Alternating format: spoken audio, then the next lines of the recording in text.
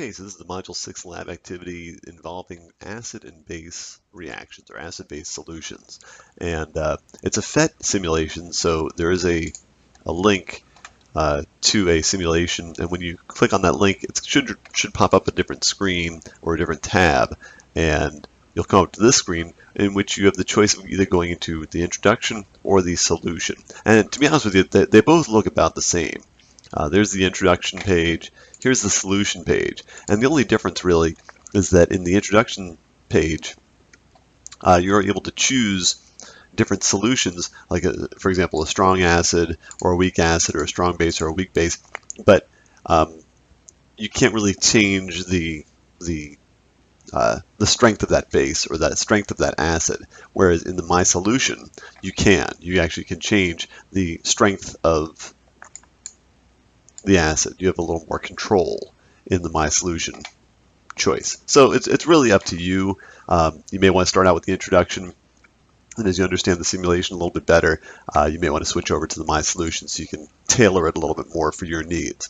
But in any case, the first few questions essentially want you to match or actually do some ranking of these different solutions that you see and determine which one has the lowest pH, which one has the highest pH, and kind of rank them accordingly. Notice that there are some less than or equal tos in there. So if two of the solutions have the same pH, you would have them equal to. If they're different, then you'd want to choose the less than option.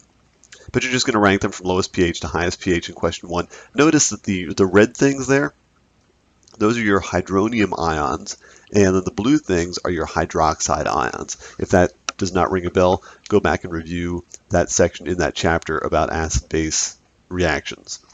Question 2, similar thing. You got 3 pictures, X, Y, Z. Order them from lowest pH to highest pH. Question 3, which one's a strong acid? Which one's a weak base? In question 6, you see there's a little bar chart.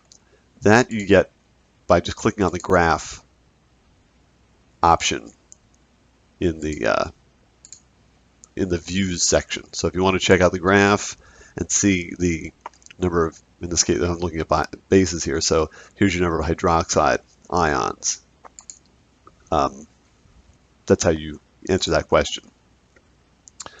Questions 7 and 8, again, kind of a multiple choice question about what you should have learned. And then finally, question 9, there's a lot of drop downs here. You're essentially just going to match each image. So in the case of image A, you've got a bar chart. And the question is, what is that? Is that water? Is that strong acid, weak acid, strong base, weak base?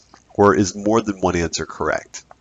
So just kind of work your way through those drop down options. Notice that in question 11, you see a little light bulb there. That has to do with the conductivity. So D, C, D, and L all have to do with the conductivity of your solution. Turns out that not all solutions conduct electricity equally well. So check to see, notice that in D, that is barely conducting. There's not a whole lot of light there. Whereas in L, there's a lot of conductivity because the light is really, really bright.